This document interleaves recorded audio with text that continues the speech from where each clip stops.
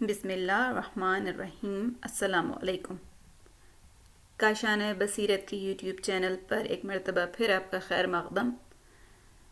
کتاب دارالآخرہ سورہ واقعہ کی تفسیر پر مشتمل دروس، اس کا حصہ نمبر 2 ہم پڑھ رہے ہیں۔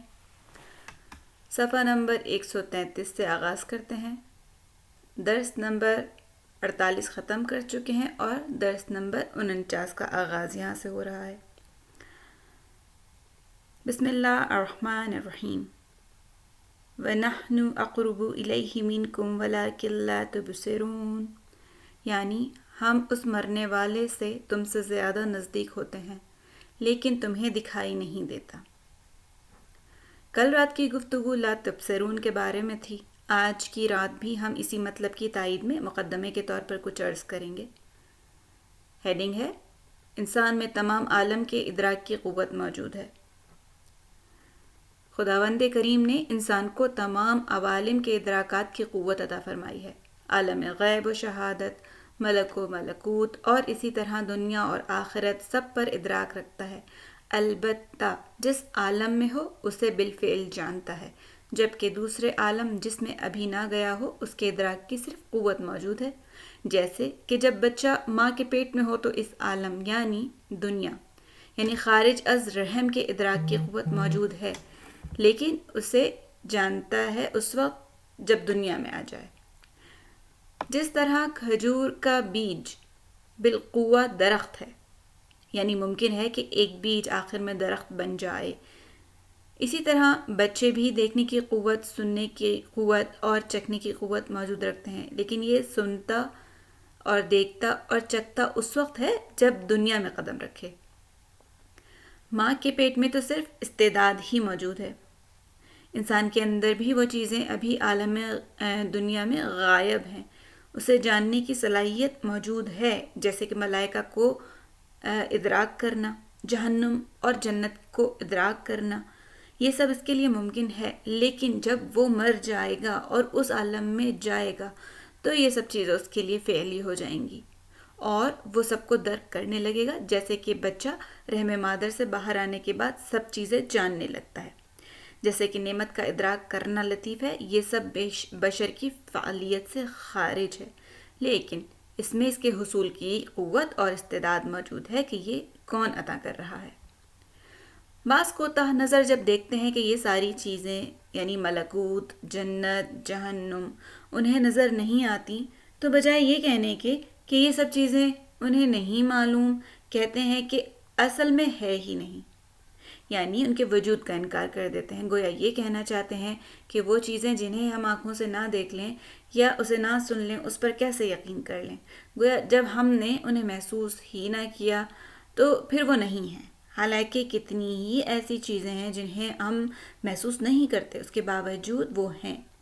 جیسے کہ کسی بزرگ کا کہنا ہے کہ ایسے لوگوں سے پوچھو کہ کیا تمہارے پاس عقل ہے؟ اگر وہ کہیں کہ نہیں ہے تو پھر ایسے لوگوں سے بات کرنا ہی بیکار ہے۔ اگر وہ کہیں کہ عقل ہے تو پھر ان سے کہو کہ ہمیں دکھاؤ کہ کہاں ہے۔ اگر نہیں دکھا سکتے تو پھر عقل نہیں ہے۔ اگلی ہیڈنگ ہے: غیب کا انکار کرنا فکر کی کوتاہی ہے۔ طنطاوی نے یعنی یہ ایک نام ہے جو کہ ایک مشہور مفسر ہیں، ہمارے ادراکات کے جھوٹے ہونے کے بارے میں بہت عمدہ مثال ذکر کرتے ہوئے کہتے ہیں وہ کہ ہماری اس عالم میں حیثیت ایک چیونٹی کی مانند ہے جو کسی بیابان میں کسی ٹیلی گراف کے کھمبے سے گزر رہی ہو۔ کیا اس چیونٹی کو معلوم ہے کہ وہ کس چیز پر سے گزر رہی ہے اور وہ کتنی اہم چیز ہے؟ اس دنیا میں عالم غیب کے بارے میں ہماری اطلاعات بھی اسی چیونٹی سے زیادہ نہیں، اور ہمارے پاس سوائے وحی کے اور کوئی چارہ نہیں۔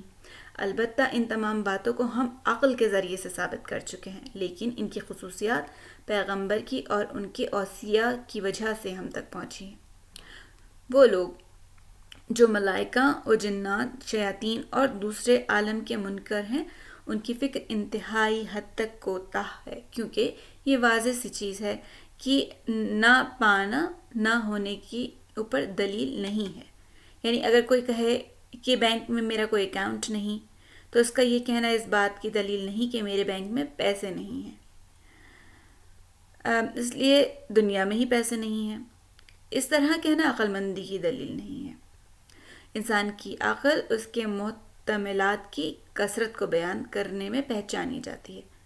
جب تک وہ احتمالات دے سکتا ہے دے، یعنی وہ یہ کہتا رہے کہ ایسا ہو سکتا ہے یا ویسا ہو سکتا ہے، یعنی امکان ہے، جب تک کوئی قطعی دلیل اس کے خلاف نہ آ جائے وہ احتمالات کو دیتا رہتا ہے۔ لیکن یہ لوگ سرے سے ہی قیامت کا انکار کر دیتے ہیں۔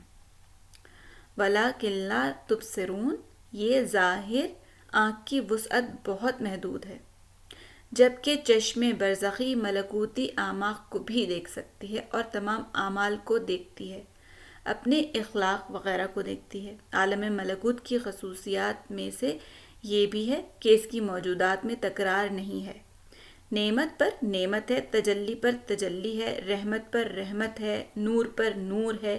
اسی طرح خدا نخواستہ اگر کوئی ظلمت میں ہو تو پھر ہر ظلمت پر ظلمت کو اضافہ کیا جائے گا۔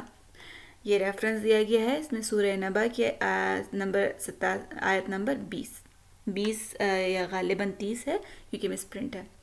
آگے پڑھتے ہیں۔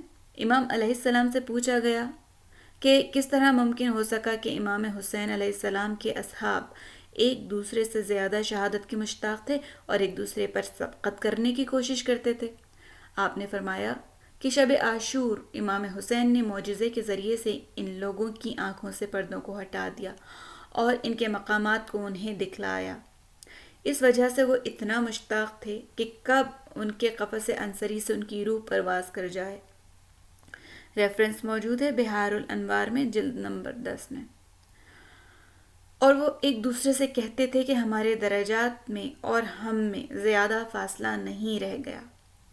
فلولا ان کنتم غیر مدینین ترجعونها ان کنتم صادقین، اگر قیامت نہیں ہے تو مردے کو زندہ کر لو۔ بعد والی آیت پر استدلال کیا گیا ہے کہ اگر تم قیامت کے منکر ہو، یعنی روز جزا کے منکر ہو، تو مردے کی روح کو واپس کر کے دیکھو کہ کیا تم سچ کہہ رہے ہو۔ یہاں پر آگے ایک لفظ خالی لکھا ہوا ہے اس آیت کے اندر سے، مدینین یعنی دین سے مشتق ہے اور یہ جزا کے معنی میں ہے۔ مالک یوم الدین یعنی روز جزا کے مالک۔ خدا فرماتا ہے کہ اگر تمہیں جزا نہیں دی جائے گی تو پھر قیامت بھی نہیں ہوگی، تو پھر اپنے مردے یعنی مرنے والے کو اگر تم بچا لو، بندے نہیں ہو، اور تمہارا کوئی مولا بھی نہیں ہے، اور خود سر ہو، تمہارے کاموں سے باز پرس نہیں کی جائے گی اور تمام کام تمہارے ہاتھوں سے ہی ہوں گے۔ خلاصے کے طور پر اگر تم سچے ہو اور تمہارا مدعا سچا ہے، یعنی ان کنتم صادقین کہ اگر تم سچے ہو تو مرنے والے کی روح کو واپس لے آؤ، اس کی جان کو بچا لو۔ جیسا کہ ہم نے عرض کیا، مرتے وقت سب کچھ آشکار ہو جائے گا۔ اس وقت معلوم ہوگا کہ لا حول ولا قوت الا باللہ، کہ اللہ کے سوا کسی کے پاس قوت نہیں ہے اور وہ ہر شے پر قدرت رکھتا ہے۔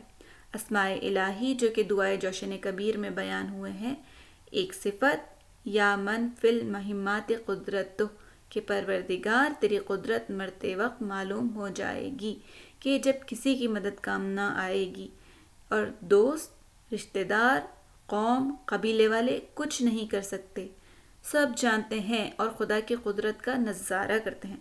کیا آپ نے کبھی کسی مرنے والے کو واپس آتے ہوئے دیکھا ہے؟ بس جان لو کہ سب پر اس کی قدرت اور سب بندے ہیں، وہی مولا ہے، وہ خالق ہے اور سب اس کی مخلوق ہیں۔ بڑے بڑے بادشاہ ایک لمحہ بھی اپنی زندگی میں اضافہ نہ کر سکے، بڑے بڑے طبیب اپنی زندگی نہ بچا سکے۔ بادشاہوں میں کوئی حکمران بنی عباس کے ہارون الرشید سے زیادہ بڑی سلطنت کا حکمران نہیں گزرا ہے، لیکن وہ بھی کتنی زندگی گزار کر گیا، صرف 47 سال۔ اور بس اے لوگوں، یہ نمونہ سب کے لیے روشن ہے اور مرتے وقت روشن تر ہو جائے گا۔ اگلی ہیڈنگ پڑھتے ہیں۔ حضرت سلیمان کو بھی مہلت نہ ملی۔ حضرت امیر المومنین امام علی علیہ السلام نہج البلاغہ میں فرماتے ہیں، اگر تم میں سے کوئی چاہتا ہے کہ اس کی موت ٹل جائے اور وہ موت سے فرار کر سکے تو اسے چاہیے کہ وہ حضرت سلیمان کی طرح سے ہو، کیونکہ کسی کی حکومت بھی حضرت سلیمان کی طرح نہ تھی۔ وہ تمام چیزوں پر حاکم تھے اور حیوانات کے بھی بادشاہ تھے۔ جب حضرت سلیمان نے اپنی زندگی کا آخری قطرہ پانی اور آخری لقمہ کھا لیا تو وہ بھی اس دنیا سے چلے گئے۔ سلیمان کہاں ہیں؟ ان کی سلطنت کہاں گئی؟ ان کی بساط ختم ہو گئی۔ جب حضرت سلیمان کی یہ حالت ہے تو پھر اپنے بارے میں کیا خیال ہے؟ عیون و اخبار الرضا میں کچھ مطلب اس ضمن میں حضرت امام رضا علیہ السلام سے ذکر کیے گئے ہیں۔ روایت کا خلاصہ کچھ اس طرح سے ہے کہ حضرت نے فرمایا کہ جناب سلیمان نے کہا کہ کل میں چاہتا ہوں کہ استراحت کروں اور کسی کو حق نہیں ہے کہ وہ میرے پاس آئے۔ یہ کہہ کر حضرت سلیمان چھت پر چلے گئے اور عصا سے تکیہ لے کر آرام کر رہے تھے کہ اسی اثنا میں کسی کو دیکھا تو فوراً پوچھا کہ تجھے کس نے یہاں آنے کی اجازت دی اور تو کون ہے؟ تو اس نے جواب دیا، صاحب خانہ۔ حضرت سلیمان فوراً سمجھ گئے کہ یہ ملک الموت ہے۔ حضرت سلیمان نے سوال کیا کہ کس لیے آئے ہو؟ تو اس نے جواب دیا، آپ کی جان لینے کی غرض سے آیا ہوں، اور اسی لمحے ان کی جان لے لی۔ انہیں بیٹھنے کی بھی اجازت نہ ملی اور اس قیام کی حالت میں 1 سال تک رہے اور کسی کی جرت نہ ہوئی کہ ان کے پاس جا سکے۔ 1 سال تک ان کی حکومت اسی طرح چلتی رہی، لیکن 1 سال کے بعد دیمکوں نے جب ان کے عصا کو چاٹ ڈالا اور اس کی وجہ سے عصا گر گیا تو حضرت سلیمان بھی نیچے گر گئے۔ تو اس وقت لوگوں کو معلوم ہوا کہ حضرت سلیمان انتقال کر چکے ہیں۔ اس کے بعد انہیں بیت المقدس میں دفن کیا گیا۔ امام علی علیہ السلام حضرت سلیمان کو بطور مثال بیان کر رہے ہیں کہ اگر تمہیں موت سے بچنا ہے تو حضرت سلیمان کی طرح بن جاؤ، پھر بھی تمہیں موت سے مہلت نہ ملے گی، تو پھر اپنے بارے میں خود فکر کرو اور ہوش مندی سے کام لو۔ درس نمبر 49 کا اختتام ہوتا ہے صفحہ نمبر 140 پر۔ آئیے درس نمبر 50 کا آغاز کرتے ہیں، صفحہ نمبر 141۔ بسم اللہ الرحمن الرحیم۔ فَأَمَّا إِنْ كَانَ مِنَ الْمُقَرَّبِينَ فَرَوْحٌ وَرَيْحَانٌ وَجَنَّاتُ نَعِيمٍ وَأَمَّا إِنْ كَانَ مِنْ أَصْحَابِ الْيَمِينِ فَسَلَامٌ لَكَ مِنْ أَصْحَابِ الْيَمِينِ وَأَمَّا إِنْ كَانَ مِنَ الْمُكَذِّبِينَ الضَّالِّينَ فَنُزُلٌ مِّنْ حَمِيمٍ وَتَصْلِيَةُ جَحِيمٍ إِنَّ هَذَا لَهُوَ حَقُّ الْيَقِينِ فَسَبِّحْ بِاسْمِ رَبِّكَ الْعَظِيمِ۔ بس اگر وہ مقربین خدا ہیں، خدا میں سے ہیں، تو ان کے لیے آسائش ہے، آرام ہے اور خوشبودار پھول اور نعمت کے باغ، اور اگر وہ داہنے ہاتھ والوں میں ہے تو اسے کہا جائے گا کہ تم پر داہنے ہاتھ والوں کی طرف سے سلام ہو، اور اگر جھٹلانے والے گمراہوں میں سے ہے تو اس کی مہمانی کھولتا ہوا پانی ہے اور جہنم میں داخل کر دینا ہے۔ آئیے اس کی تفسیر پڑھتے ہیں۔ ہیڈنگ ہے، لوگوں کی طرح موت کی بھی 3 قسمیں ہیں۔ یہ آیت شریفہ ان لوگوں سے مخاطب ہے جو مسبب الاسباب کے منکر ہیں۔ اگر تم لوگ سچے ہو تو مرنے والے کی روح کو واپس پلٹا دو۔ وہ لوگ جو کسی دوا کو بیماری کے علاج کے لیے مؤثر جانتے ہیں اور اگر مال میں اضافہ ہو تو اسے اپنی کوشش قرار دیتے ہیں، اگر زلزلہ آ جائے تو اسے زمینی بخار کی وجہ قرار دیتے ہیں، یہ لوگ عالم غیب اور مبدأ تعالی سے بے خبر ہیں۔ اے ڈاکٹر، اے پروفیسر اور اے اسکالرز، اگر تم خدا کے تابع اور بندے نہیں ہو تو ذرا اس مردے کی روح کو پلٹا کر تو دکھاؤ۔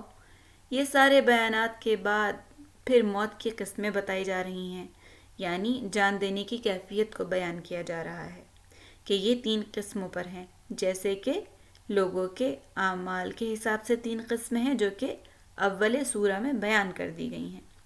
نمبر 1 سابقین، نمبر 2 اصحاب یمین، نمبر 3 اصحاب شمال۔ اگر وہ مرد یعنی انسان مقربین میں سے ہے یعنی سابقین میں سے ہو تو اس کی قبر کسی عجلۂ عروسی کی مانند ہے، یعنی بغیر کسی عذاب کے ہوگی۔ فَأَمَّا إِنْ كَانَ مِنَ الْمُقَرَّبِينَ، بس اگر وہ مرنے والا مقربین یعنی خاص بندوں میں سے ہو تو وَرُوحٌ وَرَيْحَانٌ وَجَنَّةُ النَّعِيمِ، یعنی اس کے لیے راحتی یعنی آرام، ریحان یعنی اچھی خوشبو اور جنت ہے۔ اب دیکھنا یہ ہے کہ دنیا میں کون سا ایسا دولہا ہوگا جسے اس شان سے لے جاتے ہیں جیسا کہ مقربین کو لے جاتے ہیں۔ ایک روایت کے مطابق جو کہ حضرت رسول خدا صلی اللہ علیہ وآلہ وسلم سے ہم تک پہنچتی ہے کہ آپ فرماتے ہیں کہ 70,000 فرشتے اس مرنے والے کے پیچھے پیچھے چلتے ہیں اور ان سب کے ہاتھوں میں بہشتی پھولوں کا ایک گلدستہ ہوتا ہے۔ برزخ میں بھی اس کے لیے ہر وقت نئے نئے الطاف و اکرام الہی ہوں گے اور جن کی تکرار سے اکتاہٹ نہیں ہوگی۔ روح کے دوسرے معنی میں سے ایک کا معنی حیات یعنی زندگی ہے، یعنی مابل حیات، جس کے ذریعے سے حیات قائم ہو، اسے روح کہتے ہیں۔ مومن کی حقیقی حیات یہ ہے کہ پہلے جان دے پھر وہ حقیقی زندگی میں وارد ہو۔ وہ جب تک اس مادی زندگی میں ہوگا ہر وقت بلاؤں میں گرفتار رہے گا، اور مومن بندے کے لیے اس سے نجات حاصل کرنے کا وقت موت کا وقت ہے۔ اگلی ہیڈنگ ہے اے کاش میرے احباب جانتے۔ کچھ حدیثیں تفسیر برہان میں ہم تک پہنچی ہیں، جیسا کہ روایت کا مضمون ہے کہ جب مومن حالت احتضار یعنی مرنے کا وقت، جب مومن حالت احتضار میں ہو الطاف الہی کو دیکھتا ہے اور اس کو پا لیتا ہے، اس کے بعد وہ اجازت چاہتا ہے کہ اب لواحقین کے پاس جائے اور انہیں اس بات کی اطلاع دے۔ سورہ یاسین میں پروردگار مومن کے بارے میں فرماتا ہے کہ وہ مرتے وقت کہے گا اے کاش میری قوم جانتی کہ خدا نے میرے ساتھ کیا معاملہ کیا، مجھے بخش دیا اور مجھے ان میں قرار دیا جن پر کرم کیا ہو۔ یہ جان دینے والے مقربین اور سابقین ہیں جو حقیقت میں علی کے خاصشیاں ہیں۔ یہ لوگ پاک ہیں، یہ رجس اور شرک سے پاک ہو گئے ہیں اور ان کے دلوں میں ایمان اور نور ولایت آل محمد کے سوا کچھ نہیں ہے۔ یہ باطنی نجاسات سے بھی پاک ہو گئے ہیں۔ حب دنیا، کینہ، حسد وغیرہ ان میں نہیں، اور علم معرفت میں علم الیقین بلکہ حق الیقین تک پہنچے ہوئے ہیں، اور مقام عمل میں اخلاص تک پہنچے ہوئے ہوتے ہیں۔ اس بات کا ریفرنس قرآن میں ایک اور جگہ موجود ہے، سورہ ہجر آیت نمبر 40۔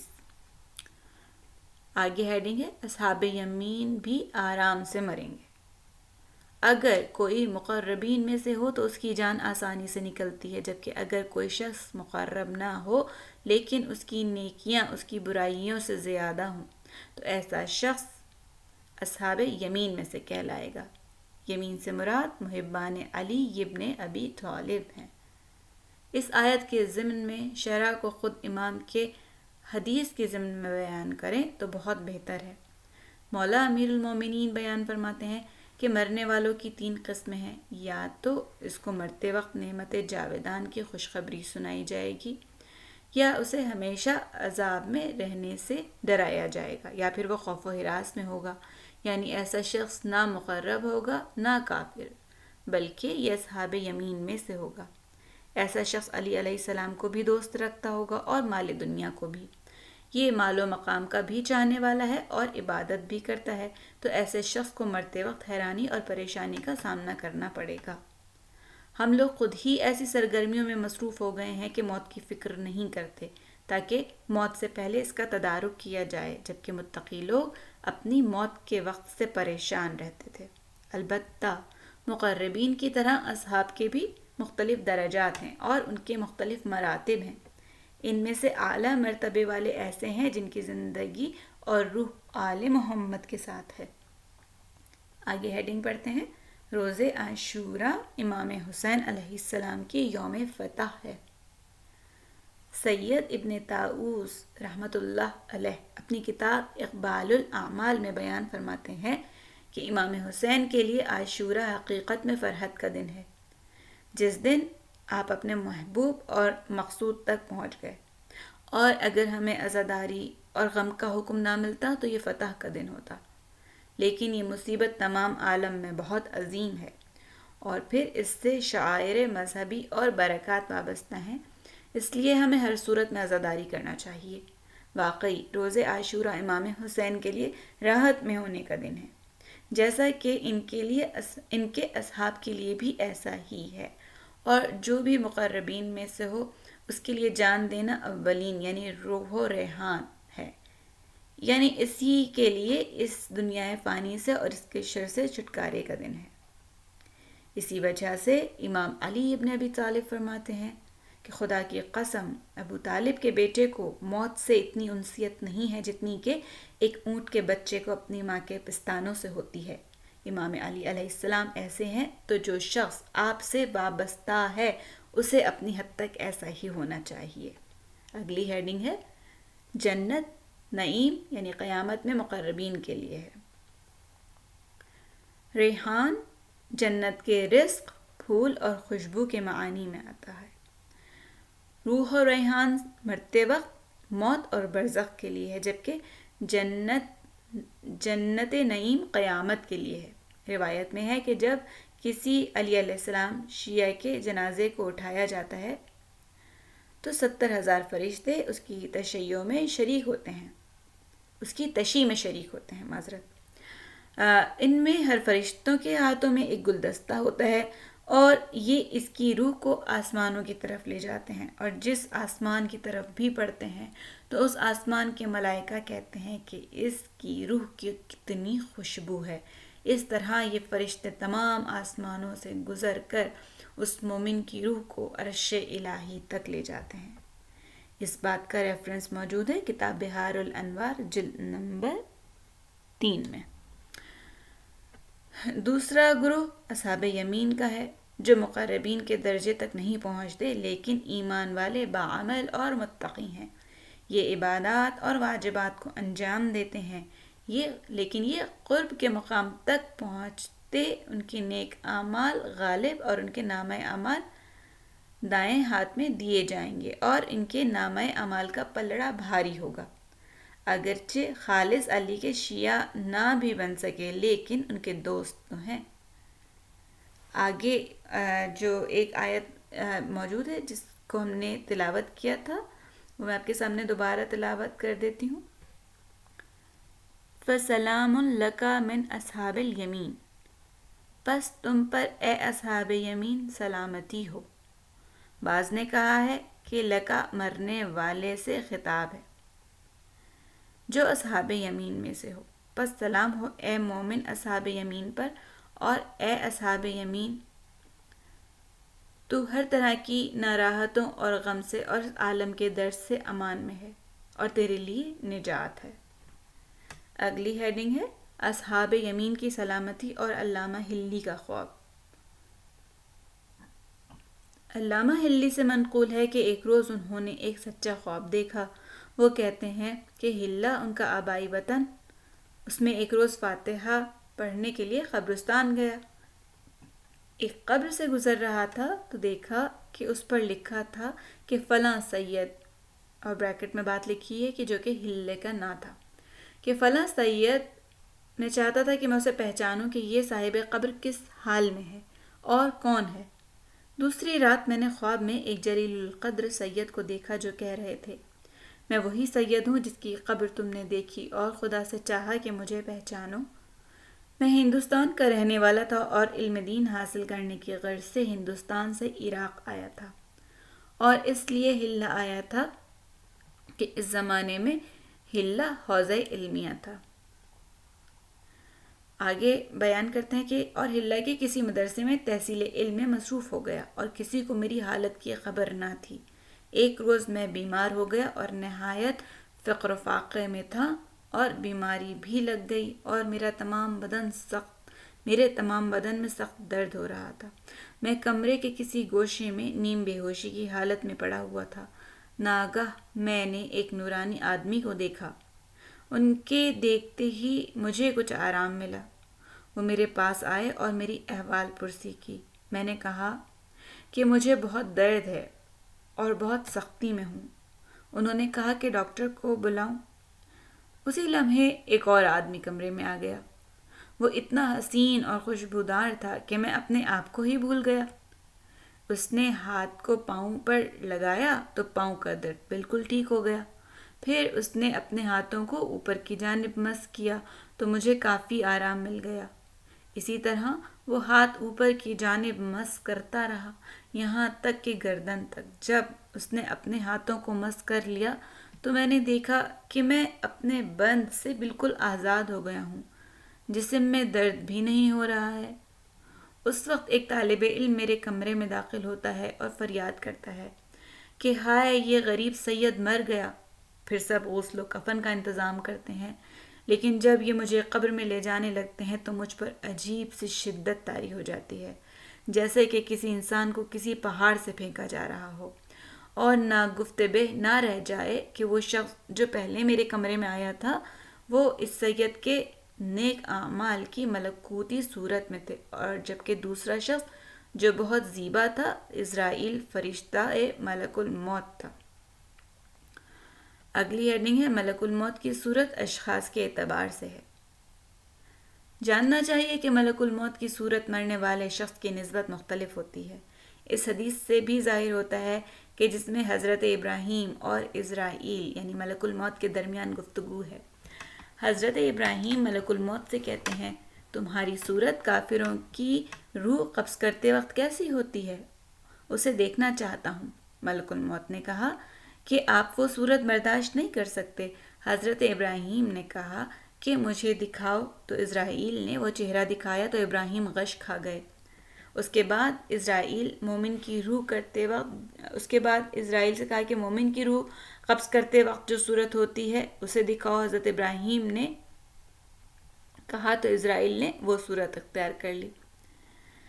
حضرت ابراہیم نے کہا کہ اگر کافر کے لیے کوئی اور عذاب نہ بھی ہوتا تو اس صورت کے ساتھ تیری ملاقات اس کے لیے کافی تھی۔ ریفرنس موجود ہے اس بات کا بحار الانوار جلد نمبر 3 ابواب موت۔ ہم دوبارہ اپنے موضوع پر آتے ہیں کہ اگر کوئی علی کا خصوصی شیعہ نہ بھی بن سکے لیکن محب علی ہو اور اس کی نیکیاں اس کے گناہوں پر بھاری ہوں تو وہ اصحاب یمین میں سے ہے، اور سلام ہو اس اصحاب یمین پر کہ جس پر برزخ کے عذاب سے سلامتی اور امان ہے۔ اگلی ہیڈنگ ہے دوزخ کا دروازہ پہلی خاطر تواضع۔ یہاں پر جو آگے کی آیت ہے اس کی تشریح کر رہے ہیں اور اس کو انہوں نے ایک لائن یہاں پر لکھی ہوئی ہے جیسا کہ ہم نے شروع میں پورا پڑھا تھا۔ میں آپ کے سامنے تلاوت کرتی ہوں۔ وَأَمَّا إِنْ كَانَ مِنَ الْمُكَذِّبِينَ الضَّالِّينَ فَنُزُلٌ مِّنْ حَمِيمٍ وَتَصْلِيَةُ جَحِيمٍ۔ کہتے ہیں لیکن وائے ہو اس تیسرے گروہ پر، اگر یہ مرنے والا ان جھوٹوں میں سے ہو جو کہتے ہیں کہ بس یہی عالم ہے، آخرت کو کس نے دیکھا ہے اور اس کو کس نے بیان کیا ہے، یہ سب باتیں پرانی ہو گئی ہیں۔ یہ کہنے والا ایسا شخص ہے جو گمراہ ہے اور اصحاب شمال میں سے ہے۔ البتہ اصحاب شمال کے بھی مراتب ہیں، اس کا شدید مرتبہ کفار کا ہے، دوسرا مرتبہ اس مسلمان کا جو بے باک ہے اور گناہوں میں ڈوبا ہوا ہے، بس برزخ میں اور تسلیت الجحیم یعنی قیامت میں ہے۔ پہلی پذیرائی اور پیشکش نزول کے معنی ہیں، جیسا کہ جب کوئی مہمان کسی کے گھر جائے تو اسے جو چائے، پانی یا شربت پیش کیا جاتا ہے وہ نزول کہلاتا ہے۔ مکذبین یعنی جھوٹوں کی جو نزول یعنی پذیرائی ہوگی وہ حمیم سے ہوگی۔ قبر کے دروازوں میں ایک دروازہ ہوگا جس سے آگ نکلے گی اور تمام قبر کو بھر دے گی، اور تسلیہ یعنی ہمیشہ رہنا، بس قیامت میں یہ لوگ ہمیشہ جہنم میں رہیں گے۔ صفحہ نمبر 150 پر درس نمبر 50 کا اختتام ہوتا ہے۔ پروردگار سے دعا کرتے ہیں کہ بار الہ اپنے مقرب بندوں میں ہمارا شمار فرمانا۔ اسی کے ساتھ اس سیشن کا اختتام کرتے ہیں۔ درس نمبر 51 کے ساتھ حاضر ہوں گی اگلے سیشن میں، جب تک کے لیے اجازت۔ والسلام علیکم ورحمۃ اللہ وبرکاتہ۔